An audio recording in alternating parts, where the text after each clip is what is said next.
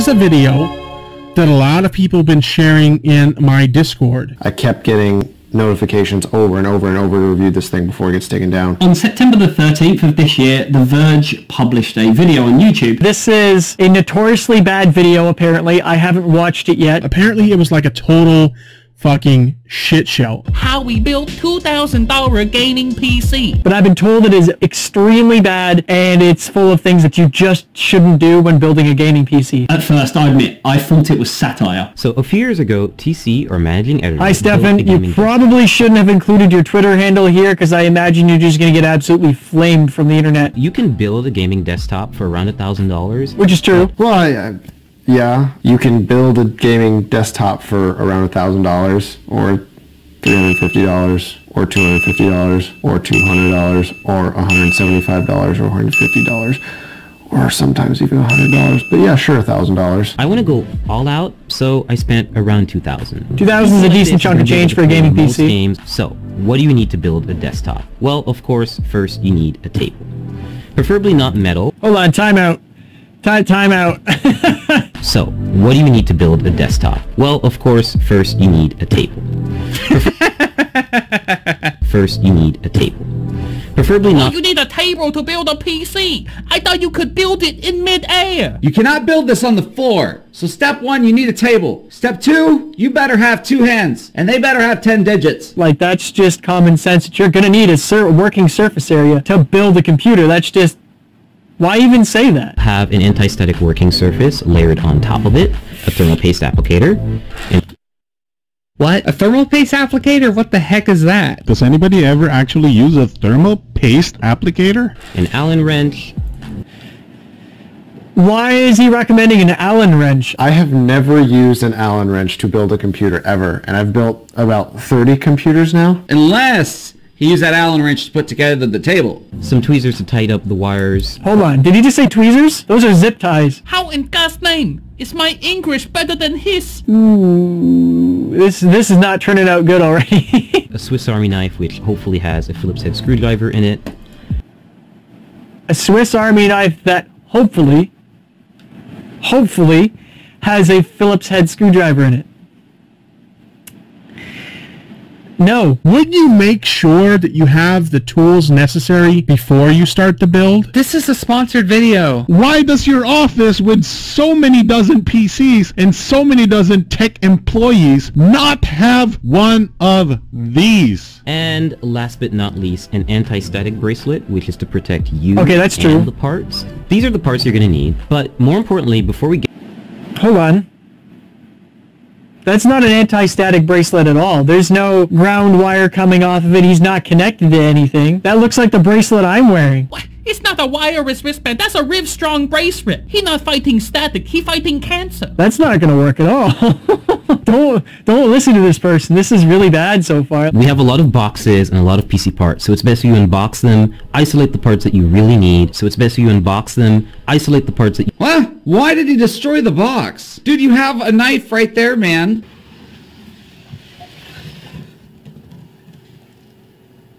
That wasn't so hard, was it? And screw in with confidence, but also don't screw in too hard, otherwise you... Screw in with confidence. I like his style. Oh, at least he put the posts in. He didn't tell... It's a tutorial. They didn't tell you to put the posts in, but luckily he already did it, and you just have to figure it out on your own. I chose Asus Z37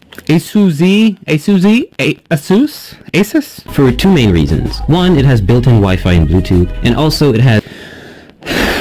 Don't buy a motherboard just because it has built-in Wi-Fi and Bluetooth. And also it has support for NVMe SSDs, meaning you can get really... Okay, I want to stop it there because why is he installing the motherboard straight into the chassis? I'd install as much as I physically could onto the motherboard first. So you're talking the processor, thermal paste. It's cooler if it will allow it. Obviously, if you're using an AIO, it's a different story, or custom loop. But if it's an air cooler, you can bolt that on there. M.2 drive, so that could be SATA raw, NVMe, and memory as well. So basically, try and build as much as you can onto the motherboard. So when you do transfer it to the case, it's just generally easier. Attention to the brace that goes at the brace that the brace that goes the brace that the brace that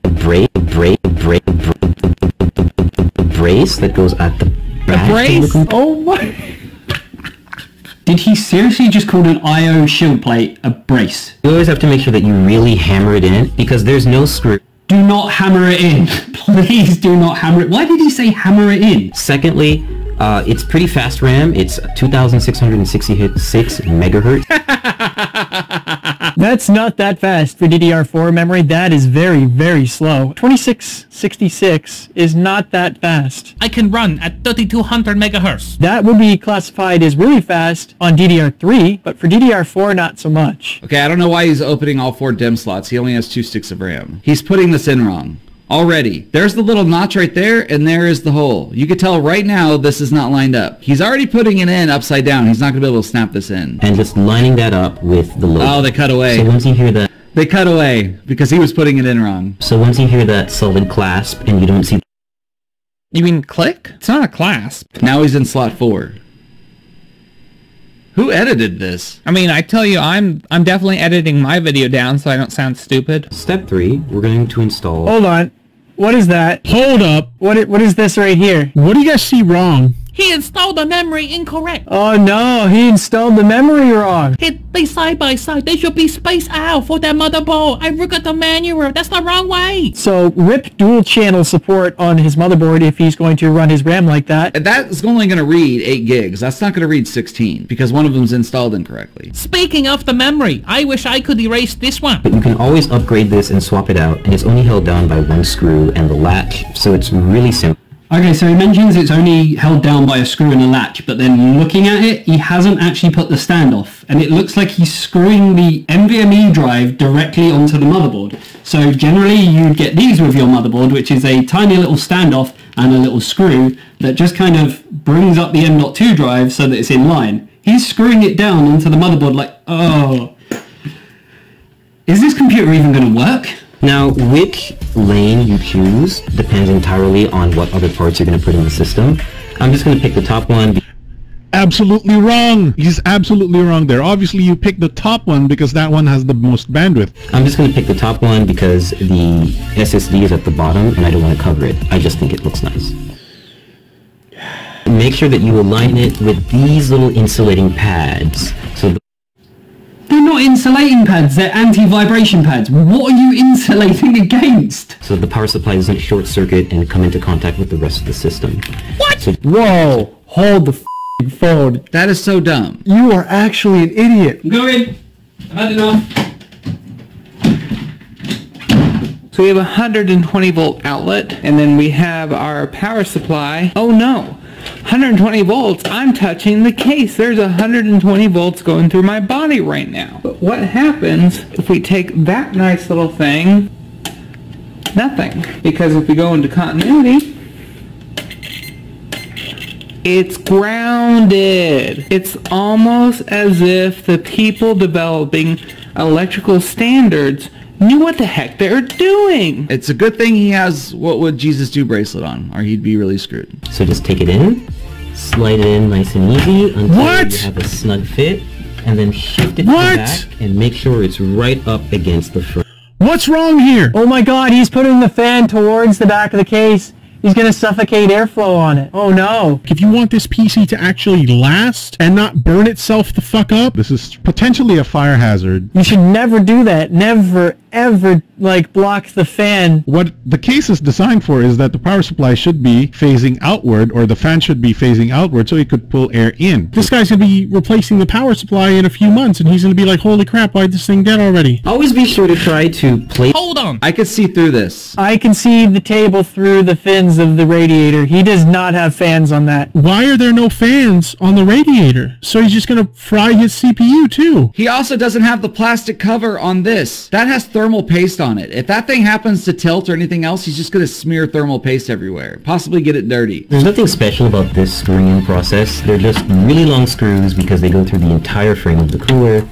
and they take forever. You know why they're really long screws? Is because you're supposed to put the fans on and then screw the fans on with those screws. That's why they're long. Because the fans are this thick and the screws go through the fans into the radiator to mount them to the radiator. He should use the small one. He's going to drill holes into the heatsink of the radiator. And that fluid's going to go everywhere. Okay, he's probably broken his all in one now. I doubt this PC is going to last very long. My family in China who made this product cringing so hard right now. Every power supply is going to come with a big bag of Velcro cables. Okay, every power supply is going to come with a big bag of cables. It's not every power supply, because not every power supply is modular. You have modular power supplies, semi-modular, and then just normal straight cables. So that's a bit of a misleading statement. Typically, you want to put the cables in the power supply first. Some cases, very difficult to put it in after the fact. Oh dear. Considering you've fucked up everything so far, I have no faith in you putting the CPU properly in its socket. Why the hell is the CPU not installed at this point? A Core i7 hexa-core CPU. Yeah, we've got one, and it's an 8th generation chip. Yeah, and we got one. Super exclusive. You can only buy it on every major retailer in the world. And it supports overclocking. So what I swear to God, you better not overclock it. We're just going to take this little plastic part out. Just toss that out of here. No, don't do that. And no, you need that. What the heck did he just do? He goes like, Last Jedi level. Motherboard manufacturers actually require you to have that but plastic cover for the socket, the CPU socket. If you plan on RMAing that motherboard, if there's a problem with it and you plan on sending it back to the manufacturer to get fixed, they need that plastic cover. They will not accept an RMA process or request if you don't have that cover. So don't throw that away. Always keep that. And also, you do not just pull it out of the socket. It pops out after you put your CPU in, which you would know if you would have already put your CPU in before all of this garbage that you did on your case. And we're going to use the CPU applicator. This is a special part that I've never seen that. But this motherboard... I have never seen that in my life. What the fuck is a CPU applicator? I have never seen a bracket for the CPU to be held on so you can install it properly. It's called a CPU installation tool.